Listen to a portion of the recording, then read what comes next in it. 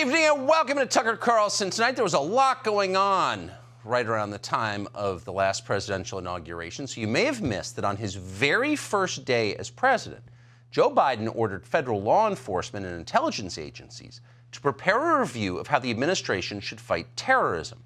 By last June, that report was complete. It concluded that after more than 20 years, Islamic terror is no longer the greatest threat to this country. Instead, the agencies declared that domestic political extremism is, quote, the most urgent terrorism threat the United States faces today. That's a very stark assessment. So you have to ask, who exactly are these terrorists who threaten us so urgently? And they're not who you might expect. The report did not even mention the BLM riots, the deadly BLM riots that had just taken place. There wasn't a word about Antifa. There was nothing about the gunmen who murdered 800 Americans in the city of Chicago last year, many of them children. No, they weren't there. Instead, the Biden administration declared that the, quote, most lethal elements of today's domestic terror threat are political conservatives. They're people who disagree with Joe Biden. Now, that report was released almost exactly 6 months ago this Friday. It received relatively little attention and hasn't since. And no major news organization even asked the most obvious question. These terrorists who threaten us, where are they? If Trump voters are really the most, quote, lethal threat that our country faces today, where are all the people they've killed? That's not an easy question to answer. Just look at the numbers, which are fairly tidily kept. Take a look at all the Americans who died by violence over the past 12 months, and there are many, thousands and thousands of Americans. I'm going to ask a simple question. How many of them were killed by right-wingers for political reasons? Not many. Or since we're talking about threats here, pose the question another way. Are you more in danger walking through a neighborhood that votes 90% Democrat or a neighborhood that votes 90% Republican? Come on. This claim is ridiculous. On its face, there is no substantial right-wing terror threat in this country, certainly not in relative terms. There just isn't. And no one's shown there is.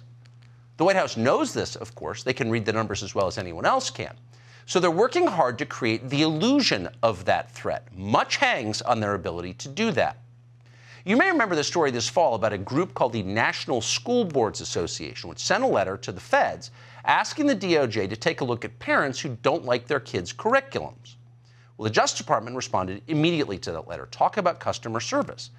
Days later, the Attorney General announced the FBI would investigate moms who dared to complain at school board meetings as potential terrorists. Many people were shocked by this story, but we just learned it's worse even than we thought it was.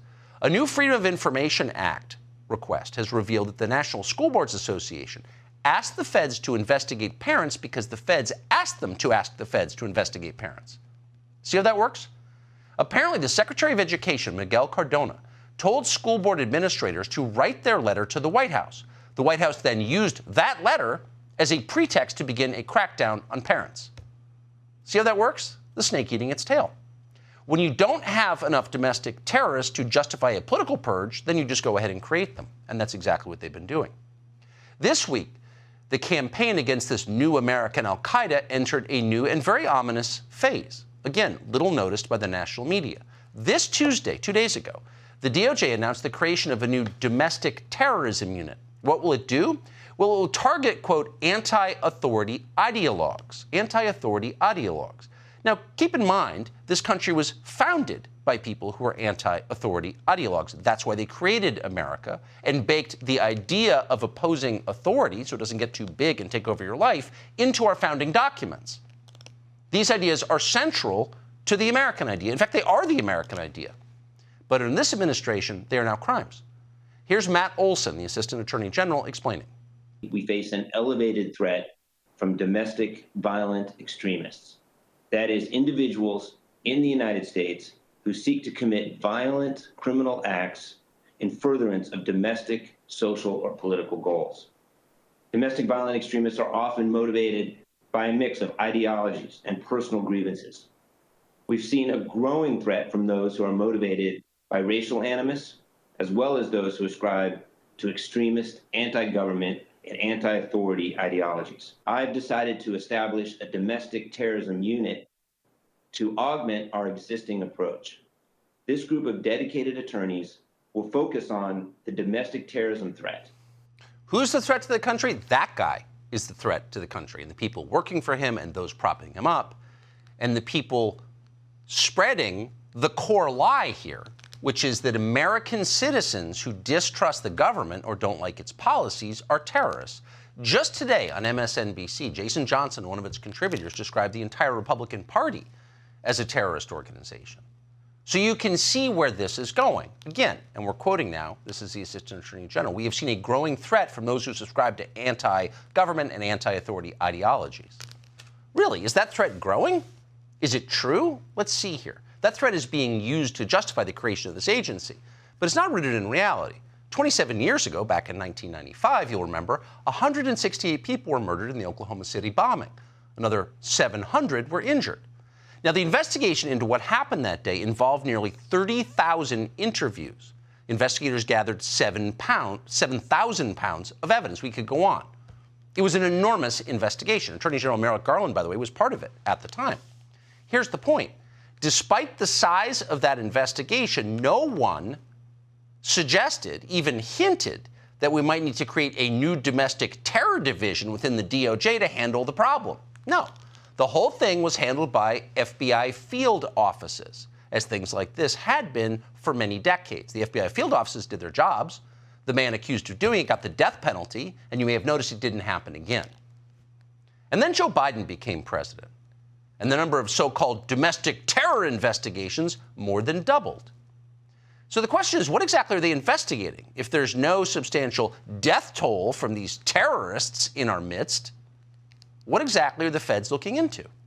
Well, they're taking a close look at crimes like the plot to kidnap Michigan Governor Gretchen Whitmer, a plot that helped her political fortunes considerably. What did it consist of? Well, that conspiracy, in the end, turned out to have more FBI agents and informants involved than would-be kidnappers. The guy the feds said were running it turned out to be homeless. He was living in the basement of a vacuum repair shop. His friends called him Captain Autism. And they called him that for a reason.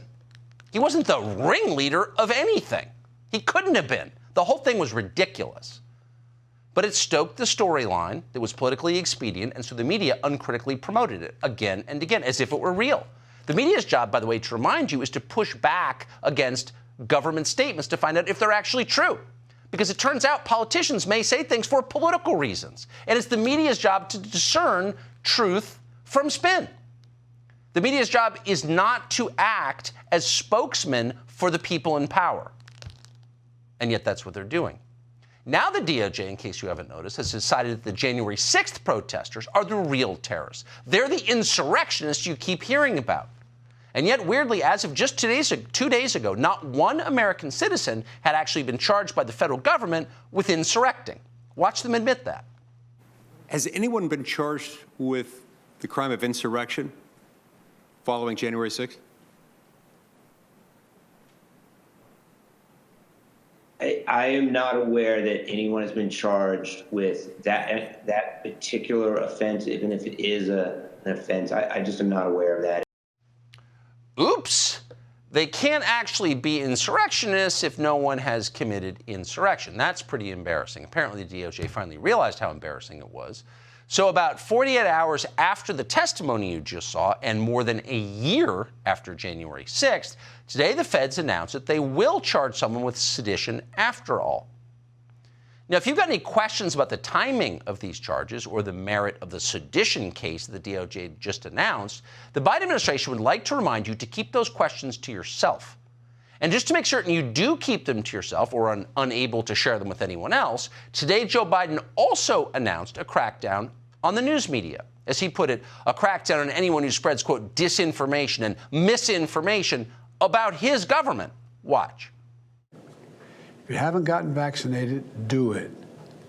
Personal choice impacts us all, our hospitals, our countries.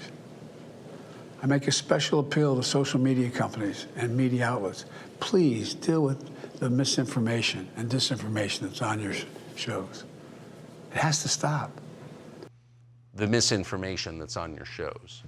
Yeah. Message received. It has to stop, Joe Biden says.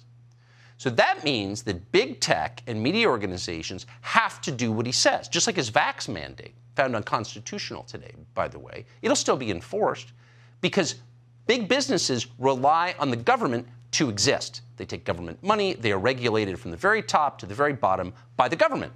So it takes a lot to defy the president of the United States. If he tells you to do something, you'd better do it. What Joe Biden is telling media companies to do today is to censor their content so it doesn't contradict his decrees. Now, CNN has no problem with this. In fact, they made fun of what Joe Biden said today. They made fun of his call for censorship, not because it's obviously unconstitutional, which it is, but because it wasn't quite fascist enough. One of those weird-looking media reporters over at CNN wrote this, quote, "I'm sure the Murdochs will get right on this now that this special appeal has been made, exclamation point." So they understand exactly what's going on here. Joe Biden is targeting Fox News for censorship. His call for censorship, by the way, comes after hundreds of doctors and scientists called on Spotify to adopt a misinformation policy that would shut down Joe Rogan's podcast. Rogan recovered from COVID without the vax, and they hate him for it.